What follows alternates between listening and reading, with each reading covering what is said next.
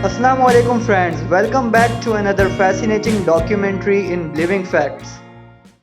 In 1971, a man known only as D.B. Cooper hijacked a Boeing 727, demanding $200,000 and 4 parachutes.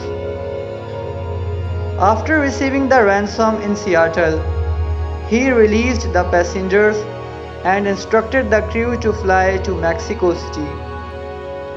Somewhere over the rugged terrain of the Pacific Northwest, he vanished into thin air, jumping from a plane with the money. Despite an extensive manhunt and countless theories, Cooper's identity and fate remain a mystery. Some believe he perished in the wilderness, while others think he lived a quiet life. Perhaps even among us, the case remains one of the greatest unsolved mysteries in American history, captivating amateur sleuths and conspiracy theories.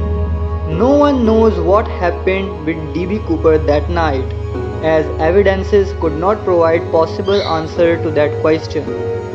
Hence, in this video, we will dive deeply into the mysterious case of D.B. Cooper and highlight the most shocking hijack stunt ever happened in history. So let's start this unsolved story. It was a cloudy Thanksgiving Eve in 1971. Northwest Flight 301, a Boeing 727, cruised at 20,000 feet. Passengers settled in, unaware they were about to become part of aviation history. A man using the name Dan Cooper hijacked the plane. His demands, $200,000 in cash and 4 parachutes.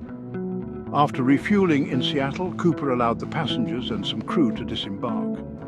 With his demands met, Cooper instructed the remaining crew to fly towards Mexico City. Somewhere over the Pacific Northwest, under the cover of darkness, Cooper did the unthinkable. He jumped. Witnesses? None. Evidence? Scant. Thus began one of the most perplexing mysteries in American history. Did D.B. Cooper, as he became known, survive the daring escape? Or did he meet a tragic end in the wilderness below? The question continues to fascinate and intrigue even decades later. The audacity of the crime, the lack of concrete answers, and the sheer mystique surrounding D.B. Cooper have turned the case into a cultural phenomenon. Books, documentaries, and countless theories abound. Yet, the core question remains, what happened to D.B. Cooper?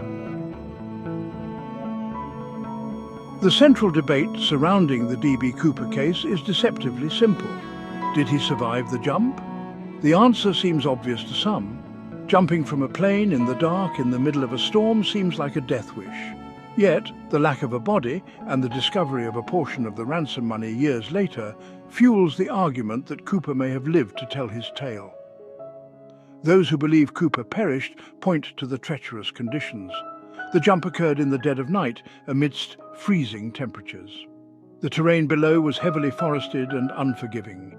These factors, combined with the inherent risks of skydiving, make survival seem highly improbable. However, proponents of the survival theory counter with equally compelling points.